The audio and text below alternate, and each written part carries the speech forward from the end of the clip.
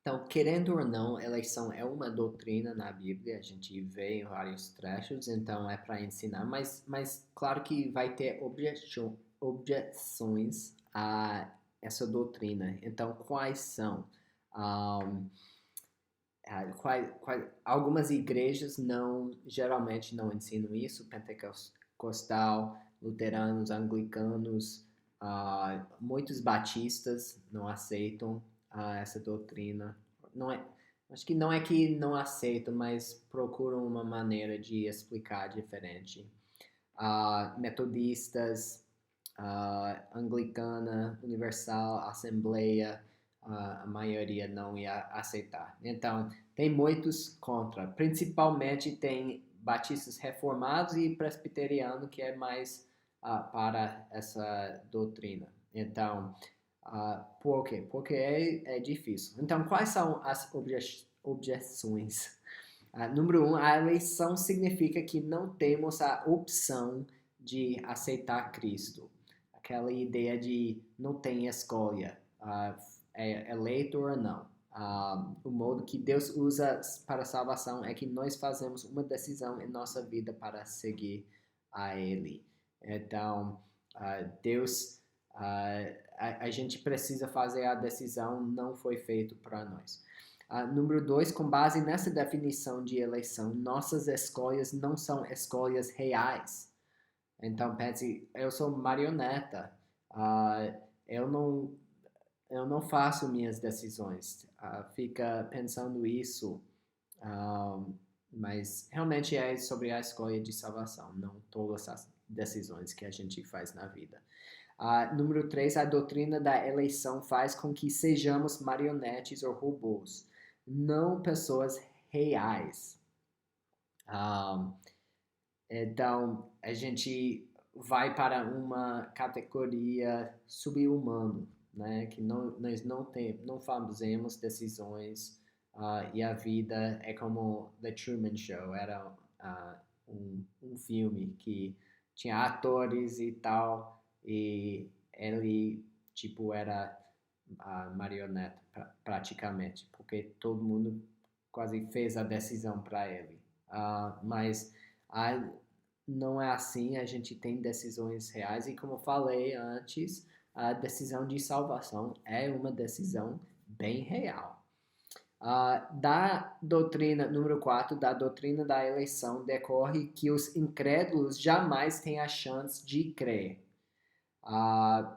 Então, primeiramente, devemos observar que a Bíblia não nos permite dizer que os incrédulos não tiveram chance de crer. Todo mundo tem a chance. E Romanos 8, 43, 44, Jesus está falando com os fariseus e eu lembro decorando este versículo, é bem forte, 44, mas 43. Porque a minha linguagem não é clara para vocês, porque são incapazes de ouvir o que eu digo. Vocês pertencem ao pai de vocês, o diabo, e querem realizar o desejo dele. Ele foi homicida desde o princípio e não se apegou à verdade, pois não há verdade nele. Quando mente, fala a sua própria língua, pois é mentiroso e pai da mentira. Então, tá meio cego. Tem Coríntios também, 2 Coríntios 4:4, se não me engano. Talvez seja a 1 Coríntios, mas que fala que os incrédulos são cegos. Ah, então, tem outros versículos, você vê nas anotações sobre isso. Número 5, a eleição é injusta. Então, primeiramente, temos que entender que é injusta que nós vamos para o céu. A justiça diria que todos nós íamos para o inferno. Isso é justiça, é a realidade. Então, era bem pior se não fosse Deus. Segundo Pedro 2:4, lembra aquele versículo que falou sobre os anjos que não tiveram segunda chance. Então, a gente tem segunda chance. Isso já não é justo também, mas a gente tem. Deus nos dá porque Deus nos ama. E Romanos 9, 18 diz: Deus tem misericórdia de quem Ele quer e endurece a quem Ele quer. Mas algum de vocês me dirá: então por que Deus ainda nos culpa? Pois quem resiste à sua vontade? Mas quem é você, ô homem, para questionar a Deus? Acaso aquilo que é formado pode dizer ao que o formou: por que me fizeste assim? O oleiro não tem direito de fazer do mesmo barro um vaso para fins nobres e outro para uso desonroso? E se Deus, querendo mostrar sua ira e tornar conhecido o seu poder, suportou com grande paciência os vasos de sua ira, preparados para a destruição. Que dizer, se ele fez isso para tornar conhecidas as riquezas da sua glória aos vasos de sua misericórdia, que preparou de antemão para a glória, ou seja, a nós, a quem também chamou, não apenas dentre os judeus, mas também dentre os gentios. Então, versículos bem fortes, convencidos sobre este tópico. E Deus nos ama, nos concede graça e Ele também concede graça a quem vai aceitar, a quem ouvir. Então, podemos pregar para pessoas ouvirem.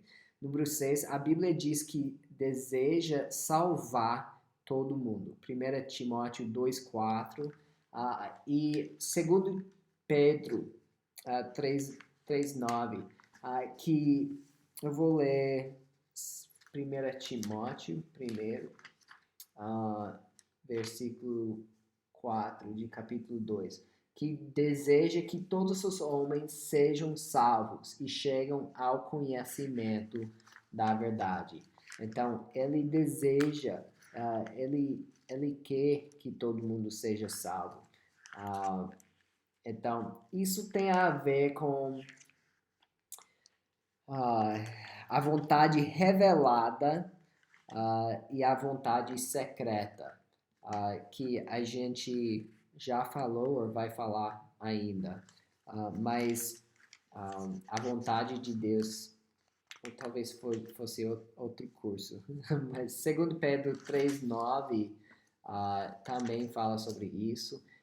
Diz: o Senhor não demora em cumprir a sua promessa, como julgam alguns. Ao contrário, ele é paciente com vocês, não querendo que ninguém pereça, mas que todos chegam ao arrependimento. Então, Deus quer que todo mundo seja salvo. É a vontade geral, né? Como eu quero também que todo mundo seja salvo. Eu quero que todos na igreja vão para a igreja e tal, mas só porque é a vontade, aquela vontade não quer que aconteça. E com Deus tem a vontade mais geral de como chama? Vontade revelada, e tem a vontade secreta também, que são seus planos eternos sobre o que irá ocorrer. Então, vou fazer mais um vídeo sobre esse assunto com letras E e F.